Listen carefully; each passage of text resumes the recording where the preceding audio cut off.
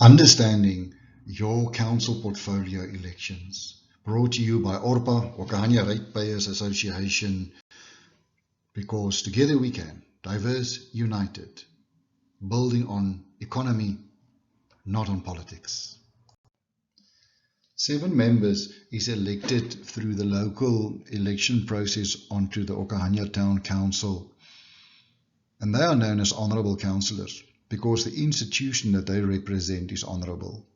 And although they are elected through their various political parties or organisations, once elected to the town council, they operate as a unit representing the whole of the residents of Okahanya.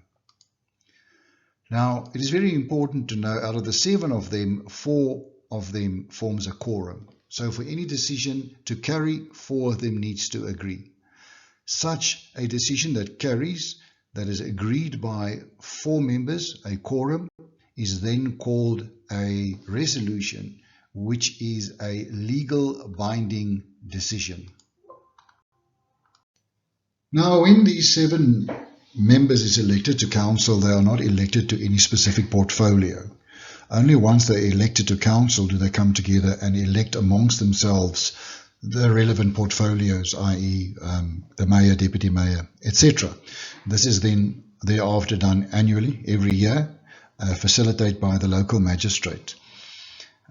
Members need to be nominated into a position and seconded, and then obviously that person needs to agree to that position. If the person is the only person nominated for the position, he is then obviously considered as duly elected. Otherwise, if more than one person is elected into the position, a voting takes place and the majority carries. And the first person that they normally elect is his or her worship, the mayor. And the mayor is the chairperson of the council and represents town and council to the outside world. Almost a bit like an ambassador. Then the second person elected is the Honourable Deputy Mayor, who stands in for the mayor in the mayor's absence. And this is very important to know and understand, that the council is the legal entity, or the legal body, or the body that makes the laws or bylaws or legal binding decisions, and the only entity that can make legal binding decisions for the town, and therefore the town council can never be left without a chairman, and in theory there should always be 4 councillors, obviously a quorum, remaining in the town, and normally only a maximum of 3 councillors will be allowed to leave town, so not to leave town without the ability to make a decision in an emergency.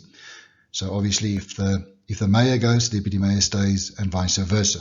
The next 3 people elected is then obviously the management committee. 3 people is elected onto the management committee. It's important to note that there are 3, therefore they are not 4 and cannot form a quorum and cannot make a decision. Council makes a decision, a legal binding decision known as a resolution, and the management committee is responsible to make sure that that legal binding resolution is implemented through the municipality. Like a company has got directors and then executive directors, these 3 members of the management committee would then form the executive. That means that the CEO and his management team then answers directly into the management committee through the chairman of the management committee. And the chairman of the management committee is elected by the members of the management committee. In this election, the other 4 councillors cannot take part. Amongst themselves, within the management committee, the chairman of the management committee is elected. And as the mayor represents the council to the outside, in theory, the chairman of the management represents the council towards the inside, towards the municipality, and ensures that all the decisions and legal binding resolutions is implemented then through the CEO and his team. The other 2 remaining members are just ordinary members. I hope this explained the process.